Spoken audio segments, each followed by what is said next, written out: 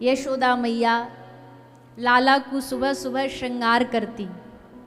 कैसो श्रृंगार करती?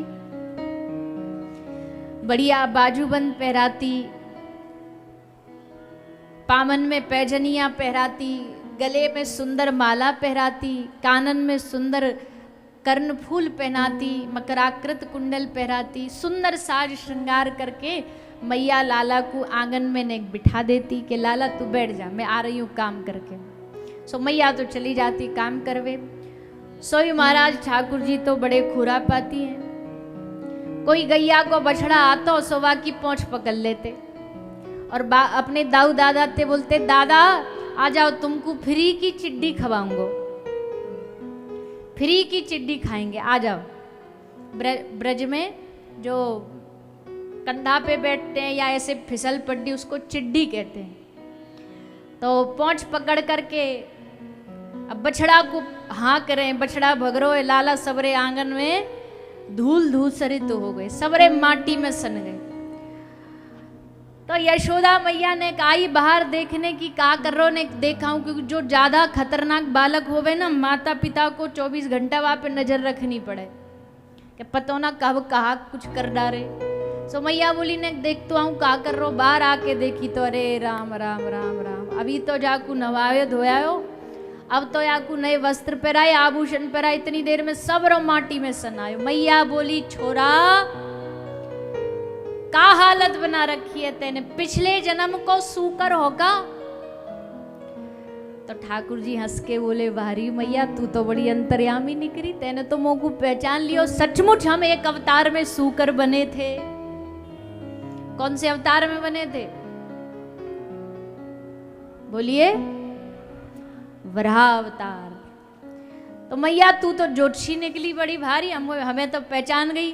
पर मैया अब देखो, या अवतार में तो हम सबरे नियमन को तोड़वे आए हैं, या अवतार में तो मैया हम केवल और केवल आनंद लेने आए हैं। अब यहाँ में मिट्टी में सनना पड़े, यहाँ में चाहे झूठ बोलना पड़े, चाहे यहाँ में चोरी करनी पड़े, अब हम पीछे नहीं हटेंगे। क्योंकि भैया ये ब्रज की ही लीला तो है, जहाँ ठाकुर जी, जहाँ भगवान नाम जो है ना, भगवान नाम बड़ा भारी शब्द है, और भगवान का नाम आते ही सबके भीतर एक भय आ जाता है, डर आ जाता है। भगवान के सामने जाओ, हाथ जोड़ के जाओ, भगवान के सामने जाओ, ये करो वो करो। ऐश्वर्य समग्रस्य, भगवान जो षडगुण संपन्न है, वो भगवान के सामने हमको बड़ी मर्यादा रखनी पड़ती है। पर ब्रज के ठाकुर जी के सामने, ब्रज के ठाकुर जी के सामने मर्यादा नहीं है, ब्रज के ठाकुर जी के सामने प्रेम है, अपनापन है। और भैया बड़ी सीधी सी बात है, जहां अपनापन होगा वहीं प्रेम होगा, जहां अपना। और देखो, प्रेम किसी वस्तु में नहीं है, व्यक्ति में भी नहीं है, प्रेम अपनेपन में है। पूछो कैसे? पूछिए। उदाहरण दिया, एक माली के पास आप फूल लेने जाओ गुलाब का, अगर गुलाब में प्रेम होता तो माली ने आपको फूल दिया, माली से प्यार हुआ आपका? लेकिन उसी फूल को जब कोई अपने प्रियतम को देता है, पुष्प वही है, फूल वही है, लेकिन जब वही फूल प्रियतम को दिया तो प्रेम हो गया। वाह, हमारे प्रियतम ने हमें गुलाब का फूल ला करके दिया। यानी कि अगर प्रेम उस फूल में होता तो सबसे पहले तो माली से प्रेम होता,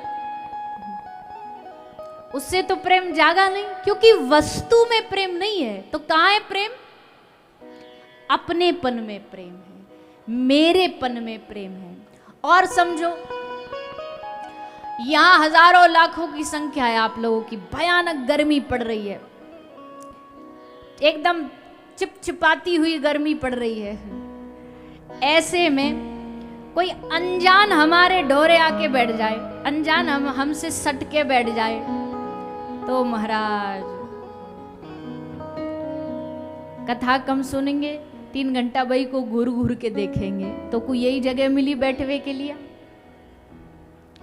चिपक के बैठो ने दूर नहीं बैठ सके, क्यों? क्योंकि अपनत्व नहीं है। और जहां अपनत्व होगा अपनत्व में क्या होगा, एक आदमी तुम्हारा अपना कोई पीछे आ गया होगा और उसने फोन किया होगा तुमको, भैया हम आए, तो उसको फोन कर, अरे अरे आप वहां काहे को बैठो, यहाँ हो ना, हमारे पास बैठो, उसका हाथ पकड़ के अपने पास बैठाएंगे। काहे को?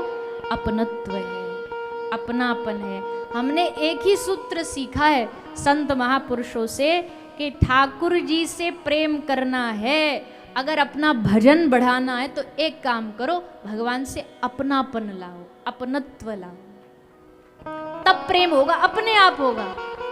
उदाहरण के लिए हमारा कोई अपना बेटा बेटी गांव से बाहर पढ़ने गया, उसको याद करने के लिए कभी हम माला लेके बैठते हैं कि भाई उसे याद करो, चलो जबरदस्ती माला करते हैं याद करने के लिए? नहीं, अपनत्व इसलिए स्वाभाविक रूप में हमें स्मरण होता है। वैसे ही ठाकुर जी से अभी अपनापन नहीं, इसलिए जबरदस्ती याद करना पड़ता है। महापुरुष कह रहे हैं आंख बंद करो, माला करो, लेकिन जब अपनत्व हो जाएगा, जब उनसे मेरापन का संबंध जुड़ जाएगा, तो भैया याद नहीं करना पड़ेगा, वो प्रभु दिन रात याद आएगा, अपने आप याद आएगा। इसलिए उनके साथ मेरापन जोड़ो, अपनत्व जोड़ो, अपनापन हो जाएगा तो फिर भैया घर में जो ठाकुर जी है ना, वो भी इतने प्यारे लगने लगेंगे, उनसे बात करने का मन करेगा, उनको खिलाने का मन करेगा, उनको घुमाने का मन करेगा। अभी अपनत्व नहीं, इसलिए तो बस ड्यूटी निभाते हैं, सुबह 2 अगरबत्ती दिखाया है, ओम जय जगदीश हरे, भाग भाग के जाके 2 चनौरी चढ़ाया है। जब अपनत्व होगा तो जानते हो क्या क्या क्या होगा? ठाकुर जी के भोग के लिए रोज सोचोगे आज क्या इनको अलग खिलाऊं, चनौरी चनौरी खा खा के बेचारे इनको बोर हो गए, कुछ अच्छा खिलाएं। तो अच्छा खिलाने के लिए क्या बोले, आज इनके लिए बढ़िया हम कोई सब्जी अलग बनाएंगे। अच्छा अब सब्जी बना ली, अब भोग में क्या करोगे? अब भोग में मन करेगा, जैसे अपने लिए मन करता है ना, नेक्सा अचार और होता सब्जी के संग, तो ठाकुर जी को नेक्सा अचार रख दिया। अच्छा दाल है, नींबू और रख देते हैं, क्या पता नींबू डाल के और बढ़िया मजा आए। अच्छा मिर्ची और थोड़ा तल देते हैं, ठाकुर जी को अच्छी लगेगी, ये अपनत्व आ जाएगा। फिर फॉर्मेलिटी नहीं रहेगी, फिर भोग ये नहीं है गए जाके रखा ठाकुर जी के सामने, इतने तो ठाकुर जी बेचारे ने तैयारी होते, पर्दा लग गया, श्री जी को कौनी मारी, आओ किशोरी जी भोजन को समय है गयो, सो इतने टन टन टन घंटी बज गई, पर्दा खोल दियो। ठाकुर जी बोले हम तो रेडी हो ही रहे थे भोजन पाने, पर इनको ड्यूटी पे जानो, सो 1 सेकंड में ही लेके भग गए। ये अपनत्व नहीं है। अपनत्व में तो ये भाव आएगा, ठाकुर जी को प्रसादी पवाओ, नए नए वस्त्र पहराओ, नए नए स्थान पर लेके जाओ, ये सारा खेल अपनेपन का है। इसलिए भागवत और कुछ नहीं करती, भागवत हमारे बिछड़े जो गांठ खुल गई है ना संबंध की, उस संबंध की गांठ को भागवत जी फिर से जोड़ देंगे।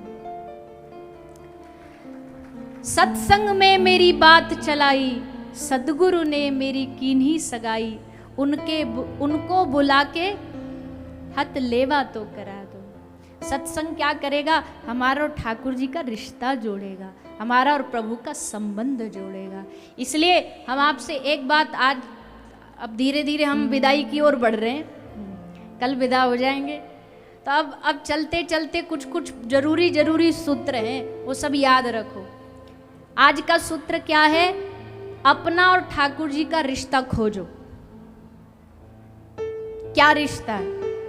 जैसे अभी आपके कोई पास बैठा हो, हम पूछे ये कौन है, तो आपको सोचना नहीं पड़ेगा, ये मेरा पड़ोसी है, ये कौन है, ये हमारा दोस्त है, ये कौन है, हमारी पत्नी है, ये कौन है, हमारा भाई है।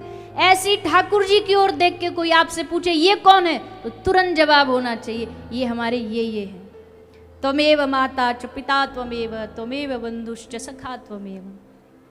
कोई तो कई जन्मों से बुला रही हूं, कोई तो रिश्ता जरूर होगा, नजरों से नजरें मिला न पाई, मेरी नजर का कसूर होगा। तुम ही तो मेरी आत्मा हो, तुम ही तो मेरे परमात्मा हो, मुझी में रह के मुझी से पर्दा हटाना जरूर होगा।